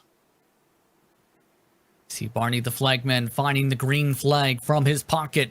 Bradley Holly finding the loud pedal as he's off and away. We're back to racing with 41 laps to go. A great launch by Holly. Danny Cervantes already going for second. James O'Brien, again, not the best restart from second. He goes high. Will he have the advantage on Cervantes down the back straight? He has a little bit of an advantage, but Cervantes is going to be close enough on the bottom, but no, he backs out of it. James O'Brien is going to hold on to second here. And who's that in fourth? It's Matthew Long. We know he likes to make passes, and we know he likes to make aggressive passes. So Cervantes better be looking in the mirror right now, because Matthew Long is going to be coming by before too long. Nearly to the back bumper, in fact, of the 25 machine. As he tries to wheel it towards the bottom, backs it up. Abner Costa, meanwhile, remember him and his damage repairs early on, is right behind this as well. Honestly, I can't see any damage on Abner Costa's car anymore, so they clearly banged that rear bumper with the sledgehammer. They got all the damage out of it. That thing's looking pristine. He definitely has some speed here. Doesn't seem to quite have the pace of the top four. Matthew Long almost scrapes the Ally banner off of the back straight wall.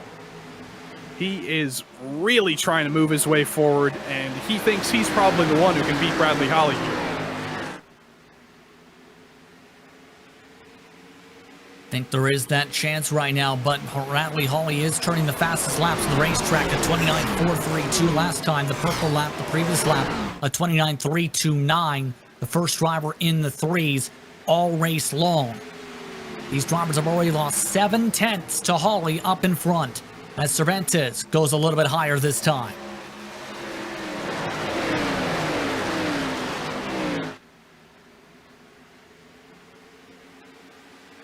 "47 laps to go from Nashville Superspeedway."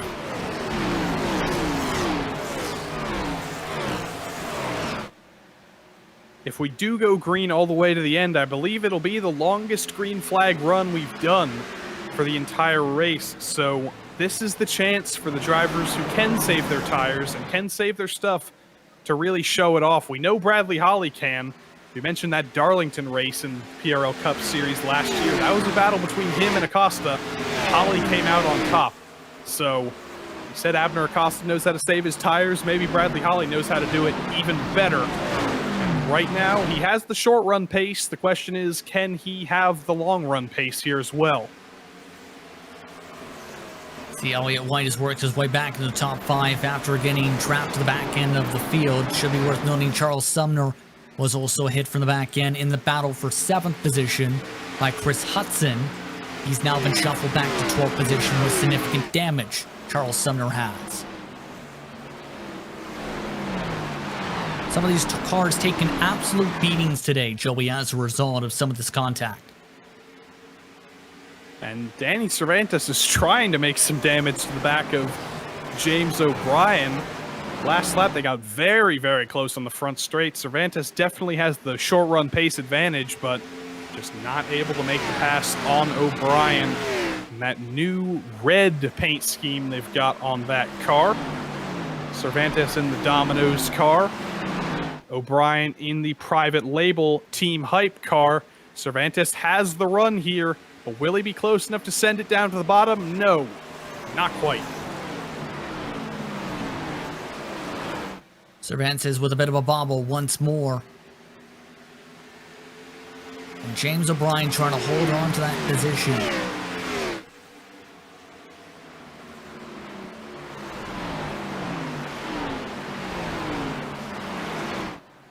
O'Brien with a wiggle on exit.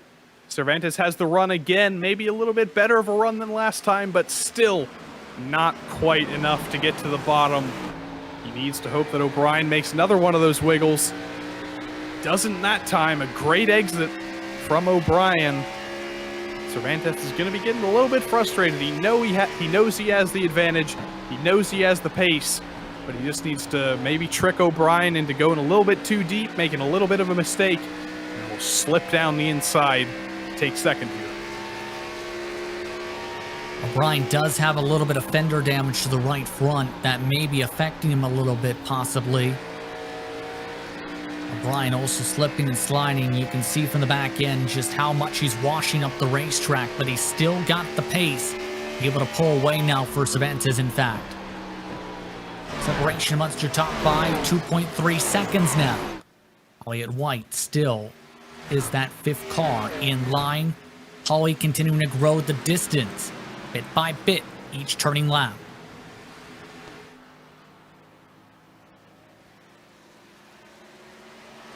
Some of the drivers continue to try and recover from being pinned towards the back. Ron Deletto, for example, is in 11th position. On your drivers who had to take a wave, Trent Dinkle's in 13th. Mark Kalin is in 15th position. We look at Abner Acosta and Adam Zemke grouped up 6th and 7th. Yeah, we haven't seen much of Zemke so far today. He was the driver who I think came to pit road a little bit late in that last caution. But he is in 7th place now, so it's been a good comeback. Started 22nd, so up 15 places. Good comeback is an understatement. It's been a quiet race for him. We haven't seen much of him on our screens, but clearly he's been doing something to make his way up the field 15 places, and he's trying to make that 16 places, trying to take advantage of that damage we know Abner Acosta has. Zemke way deeper on the brakes, way faster on entry, but Abner Acosta has the advantage on exit, it seems. Zemke a little bit loose on exit as well is not going to help matters for him.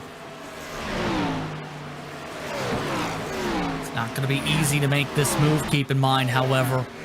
Seen how difficult it is to pass, and the grip levels growing higher and higher, but the rubber buildup growing higher and higher as this race goes on. The track temp has evened out to about 104 degrees Fahrenheit in sim time.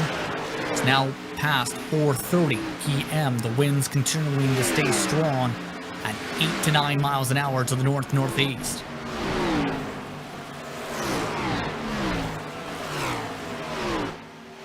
Middle lap traffic going to be a factor for this battle, possibly. Your contact with Richard Pierce, who's back on the racetrack. Yeah, Pierce is one of those drivers that ran into trouble early. He's 4 laps down right now, just trying to stay out of the way. He's doing a pretty good job of it. I think he held up James O'Brien a little bit more than he did Holly, but that was just a case of O'Brien caught him exiting turn 3. Holly caught him on the straight. But everybody just running their own race right now, it seems. We're not seeing too much side-by-side battling. We're not seeing any crazy moves, because I think everyone's just saving their stuff for maybe the last 10 or 15 laps. Or they're waiting for a caution to come out, which could happen, but it's going to be more difficult with everyone spaced out as much as they are. Absolutely. Especially now, more than ever, that long run pace is going to be very critical for some of these drivers for these closing stages. Again, for those just tuning in, we had a caution in the midst of our first green flag pit stops overall of the race just about 25 laps ago.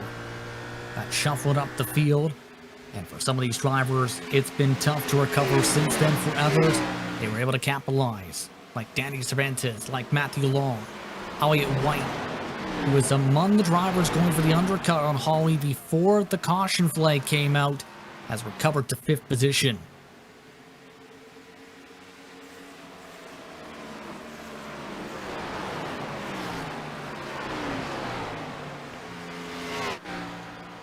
Still following along with Danny Cervantes now in the 3rd position. You can see that separation still staying at about 0.7 of a second. O'Brien starting to chip away a little bit at the gap. Lost some time back this time. Yeah, I think it might just be O'Brien bringing the gap back down to where it was before he lost a little bit of time checking up for the 63. So we'll see. O'Brien has been hanging back quite a bit from Holly, so that would lead me to believe that James is trying to save his stuff a little bit.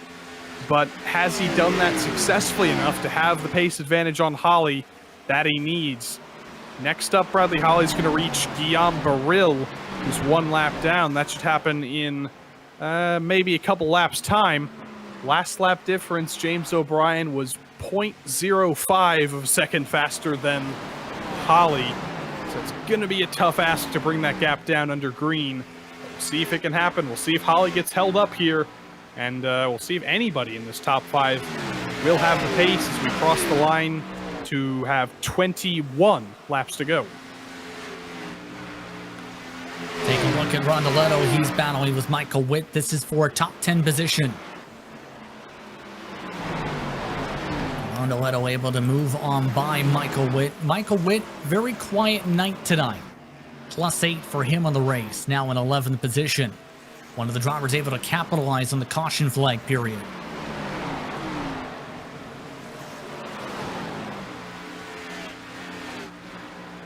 It's tough sledding to get up to Baron Hilton and Chris Hudson, who are still almost 2 seconds up the road now.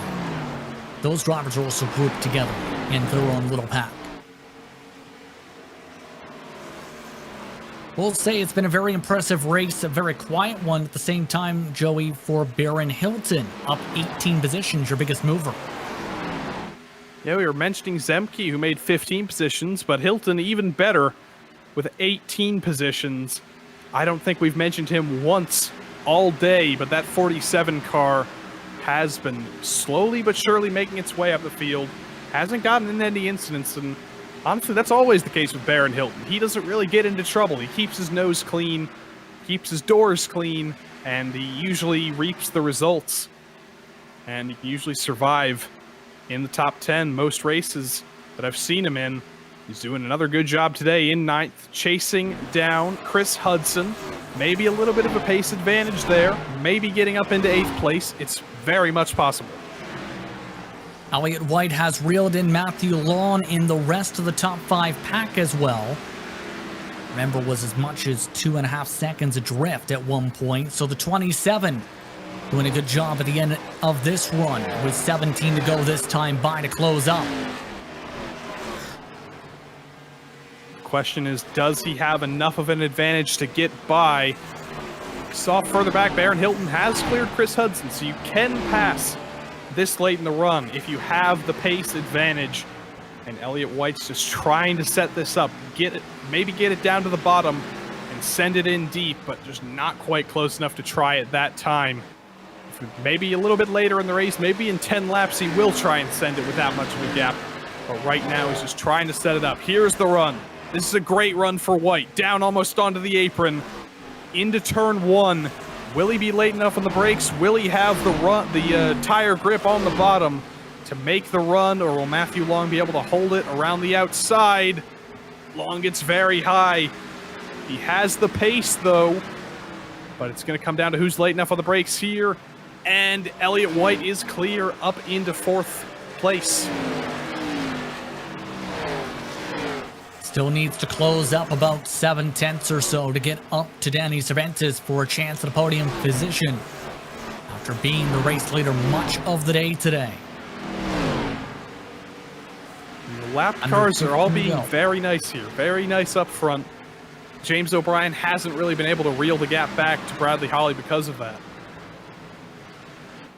And O'Brien hasn't been able to close up more than 7/10. He's lost time, in fact, the past couple laps to make it 9/10 back. So O'Brien just doesn't seem to have what he needs to be able to close up that extra couple of tenths to close that aero bubble. In fact, he missed the bottom. You can see, in fact, Holly picking up that time, especially the past few laps. And here comes Cervantes, trying to take advantage of that little mistake from O'Brien. But O'Brien does manage to get to the bottom in 3 and 4. I think he's recovered it. It's not what Cervantes wants to see. He wants to make his way by. But right now, James O'Brien is recovering in 2nd, and Cervantes is going to have to wait for another mistake to get by. Absolutely. Lap traffic continues to play a factor ahead, possibly, as David Mayberry went by the race leaders. He's indicated on the radio. Mayberry trying to run the middle of the high line. Nearly making contact that time with Holly. Holly giving him some space on the corner exit. O'Brien will now go underneath him as well. Cervantes misses the bottom in 1 and 2. Elliott White trying to take advantage of that move now.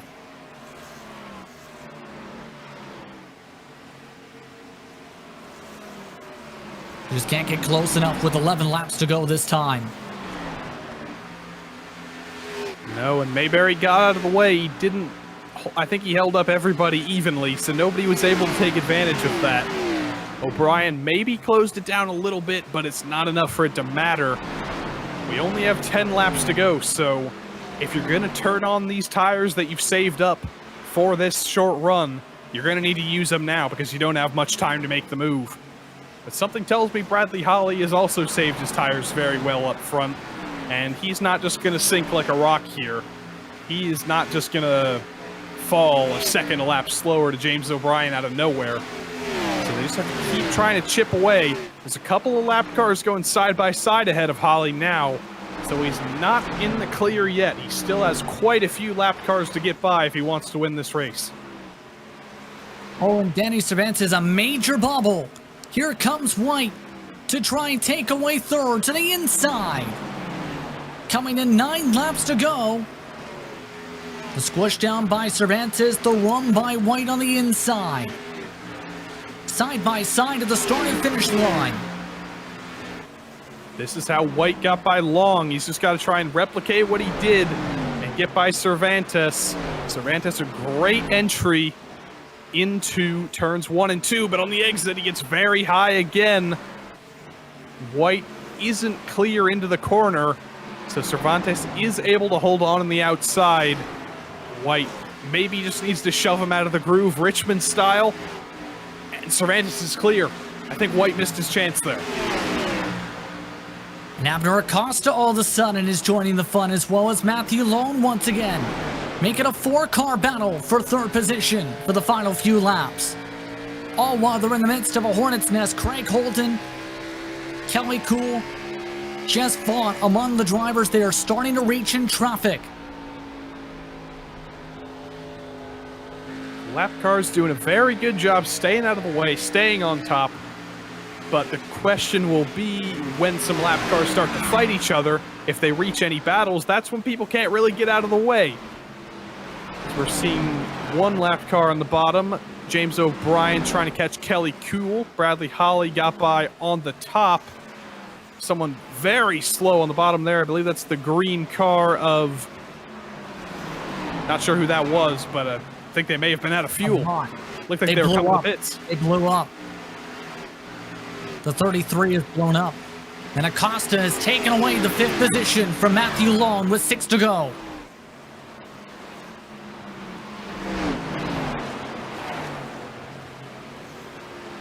Several more drivers scattering about as Acosta now trying to clear by the lap traffic and does.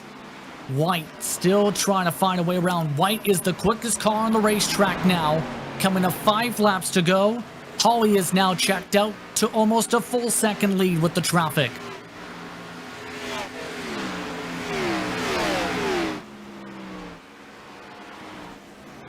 And keep this in mind. Time is of the essence too. It's under 6 minutes on the clock as well. As White now looking to try and take advantage of a Cervantes bobble.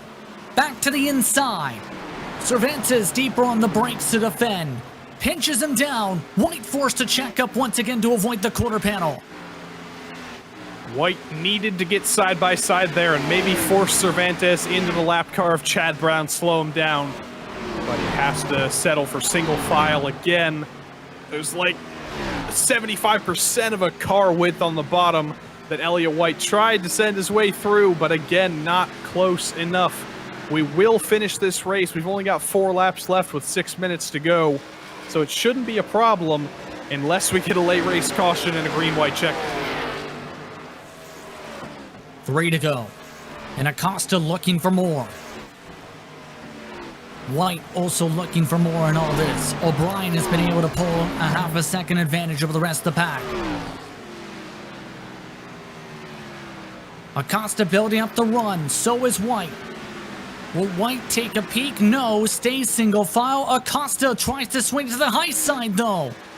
The 5 tries to get to the corner panel, can't get so. I thought I was going to see Acosta go for the push on White there on the bottom. He didn't go for it, but maybe this time by, he'll try and push White by and then take advantage of the hole at the bottom to sneak through past Cervantes. We'll see if that happens this time. White, oh, he definitely has a run this time. There's going to be a car on the bottom. 3 wide, White through the middle. Is he finally going to be able to make the move here? They're still stuck side by side. This is going to be extremely frustrating for White on the bottom. He just does not have the advantage on the bottom. Meanwhile, it's the final lap from Nashville Superspeedway in what's been an eventful race. Elliott White dominated the first portions of the race, while Bradley Hawley has dominated the second half of the race. He took the lead after getting space from White into turn 3 and is checked out from there. And as Elliott White and Abner Acosta trade fourth position, it'll be Bradley Hawley who will get to celebrate. He wins the season opener at Nashville. And a photo finish for 4th. 0.02 of a second. Abner Acosta gets 4th over Elliott White.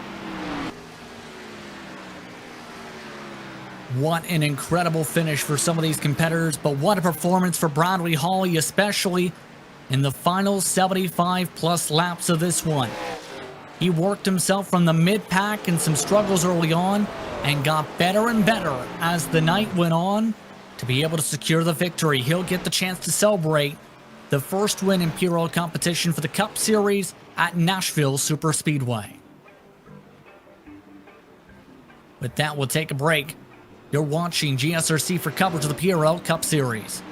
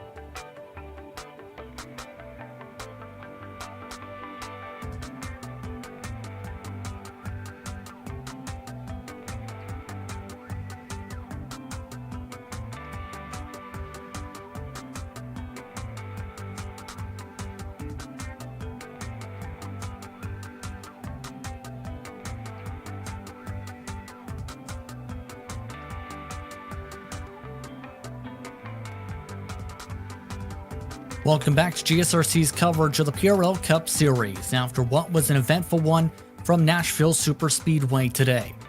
Unofficially, Bradley Hawley coming away with the victory today by 0.9 of a second over James O'Brien. That's your race results. Danny Cervantes in 3rd spot. Abner Acosta finished in 4th in a drag race by 2/1000 of a second. Check that 1/1000 of a second over Elliott White. Matthew Lawn, Adam Zemke, Octavio Rondoletto, Baron Hilton, Chris Hudson. Your top 10 this evening, Joey. Then down in 11th was Trent Dinkel. Michael Witt moved up the field to 12th. And then Waldo Walden, a little bit of a quiet day in 13th, followed by Robert Besaw Jr. Charles Sumner and Taylor Stout brought home damaged cars in 15th and 16th. Mark Kalin's strategy kind of fell apart 17th. Joshua Daniels up to 18th. and David A. Wilson Jr. and Michel Gagnon round out the top 20. 1 lap down, Aaron himself. 2 laps down, Chad Brown. PRL finishes 23rd. Calgio, Cool, Holden, Mayberry, Johnson, Connor, Tabasco, Cazette, Pierce, and Vaught, along with Guerrero, rounding out the 34 entrants who made their way to Nashville Superspeedway for the opening race of Season 3, 2021 for the PRL Cup Series. It's Bradley Hawley who gets to celebrate, though, tonight. Bradley, first of all, how are you feeling about the victory tonight? Oh, pretty good. I was kicking myself at the start of the race when I decided to botch qualifying, but I decided to take my time and see what happens. As the race went on, it seemed you got better and better. What did you do to adjust to the racetrack? Did you tweak your driving style? Was it just the track position? What came into play that helped improve your run as the time went on, eventually getting yourself to the race lead? Just getting through the field. My car it did not like being behind cars at all. It was not happy at the start of the race. I wasn't able to push as hard as I wanted to get my tires where I needed them. Now, next race heads off to the Pocono Mountains to Pocono Raceway. Your thoughts on Pocono? Oh, I love Pocono. I've been looking forward to it, and hopefully we have another good race, and it's fun to watch. Anyone you want to thank for the run tonight? I'd like to thank you guys for broadcasting us week in and week out. The Waterback guys for practicing and trying to get setups just right. And my sponsors, Rosemary Custom Homes, for sponsoring me yet again, and the PRL. Congratulations on the victory once more tonight. Thank you. Brown comes home with the victory at Nashville Superspeedway. Second place went to James O'Brien. He's with Joey Tevin.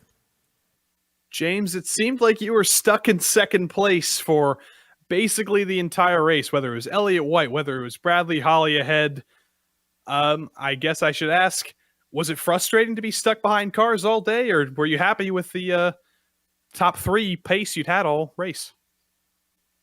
I mean, I wish it was faster than that. I wanted to win, obviously, but I had to rebuild that setup from the ground up about 2 days ago, and kind of just started completely over. And Abner, my teammate, used it with me, so we kind of went in blind. I did a lot of laps with it. It ran really well. I had really good long run speed. So I would have liked to win, but overall, second, I'm really happy with. The car would come alive after about 20 laps. It didn't seem to mind dirty air. It just kind of held its own no matter what. It was pretty unfazed by anything. And I think that Abner was more of the barometer for that, because he drove back all the way up through the field without much trouble. So, yeah, I'm not frustrated, but it would have been nice to win. Well, like you mentioned about setups, with Nashville being a completely new track, we've never raced here before in anything on iRacing. How did you have to approach making the setup for this track compared to, say, Kansas, that we've raced at thousands of times? So I took a set. A friend gave me a tip to try another track there, and it ran really good. And I noticed over the run, it would just get really tight in the center. So I tried to work that out, and it didn't really translate. And then I started reading some things and learned a lot over this week about just balance and everything about a car, and said, all right, let me restart. Let's do this all over again. And kind of just made a fresh set from the ground up. Typically, you would kind of just pull a set from another track that's similar every week. But yeah, it's a new one. You kind of had some options to try. Kind of gave me some Gateway vibes with the hard braking and tight turns and long straightaways. But nothing like that kind of work because they're so flat. So I'm glad to see that we didn't miss. It would have been like to be a second faster, but it is what it is. And speaking of unique tracks, next week is Pocono. Are you looking forward to that from your own perspective and as a team? I love that track. I was better on it before the repave, but I still have fun there. Abner should be pretty good there. Being the road course guy, as everybody says, he really enjoys doing that sort of thing. But the setup thing, I probably have something from like last season I can kind of just start on just to see if it translates. If not, honestly, the set, I probably bring it right there and just redo heights and all that and give it a shot, see what happens. Well, congrats on second place in the first race of the year. You have anyone you want to thank before we get you out of here? Yep. Glad that season 3 started off good with private label back on and Ethica. I got Moto Million on board still too. You guys for doing the races still. I hope everybody enjoyed watching that one. Reaper Speed Lab for giving us some pretty solid base sets every week. And everybody that watched, Richard, my other teammate, he didn't make it. Brandon, who's on vacation for Father's Day, he'll be here next week. And yep. All right, that was your second place finisher, James O'Brien. And to round out the top 3, Danny Cervantes is with Justin Prince. Yes, indeed, and able to come away with a third place run tonight. How does it feel, first of all, of how you did this evening, able to stay inside the top 10 much of the day? It felt pretty good. I typically enjoy these high horsepower, low downforce tracks. I feel like it's more driver input is a bigger factor in that. And it was just really tight throughout the field. We were within you could put like a blanket over us and everything. How was it overall trying to learn this racetrack, knowing that there wasn't a lot of time to be able to learn the circuit? How was it trying to learn Nashville Superspeedway? So I didn't really start practicing putting in laps till this morning with the setup that was provided by the team. But I just put almost 200 laps within the 2.5 hours, and that just was a repetition, got the muscle memory ingrained in the field, and it was from there it's history. Now, next race goes to Pocono. Your thoughts on Pocono? Really, like I said, I like the high horsepower, low downforce, so kind of disappointing that one has the big spoiler, and throttle control is not that much of an issue. I should feel pretty good about it, depending on how the setup is. We'll put in a lot of laps this week and go from there. Anyone you want to thank for the run tonight? I'd like to thank all the guys at Waterback. They brought me in at the beginning of the year. They helped me develop a lot better than I would have by myself. I'd like to give a shout out to all the dads on this Father's Day. My dad's not with me right now. He's out in Vegas. He left without me. So happy Father's Day, Dad, from Utah, even though you're in Vegas. And that's it. Congratulations on the run tonight, Danny. Thanks a lot. Danny Cervantes coming home in third spot. I'd like to thank him, James O'Brien, and Bradley Hawley for taking the time to speak with us during post-race coverage. Now, Joey, your final thoughts on how things played out today at Nashville, because we had a little bit of everything to start the season. Yeah, a little bit of cautions and short runs and a little bit of lack of cautions and long runs, but eventually it all evened out, and as we see very often, Bradley Hawley brought his way to the front and never quite left there. So he kicks off the season in the best way possible. He's going to try and go for a championship run, but we've got 9 races, so it's still anybody's game, and I'm very excited for the rest of the season. On that note, we'd like to thank you for tuning in for tonight's exciting action from Nashville Superspeedway. We'd also like to thank Charles Sumner and the rest of the Precision Racing League for organizing this strong series. We'd also like to thank the companies who provide the software and hardware for our broadcast. Sit up on your screen with additional thanks to Jude Lawler, provides wonderful music. See the screen for how to get a hold of more of her great work. Thanks to the team tonight, once more in Joey and Joe. If you'd like to find out more about GSRC, including upcoming races, you can find it at globalsimracingchannel.com. If you'd like to help support the channel, you can check out our merchandise for sale at gsrc.stormvy.com, or you can check out our social media on Twitter at GSR Channel, Facebook at Global Sim Racing Channel, and Instagram at GSRC_Graham. Don't forget to head over to YouTube page and hit that big red subscribe button, as well as the notification bell, so you don't miss a moment here on the Global Sim Racing Channel. The next race is talked about with their drivers heads off to Pocono. That'll take place on June the 27th. Be sure to tune in. you're on GSRC. We have upcoming races for other series listed on screen as well, so be sure to check those out and mark them down your calendar. But until next time, race clean, race hard, and we'll see you on the track.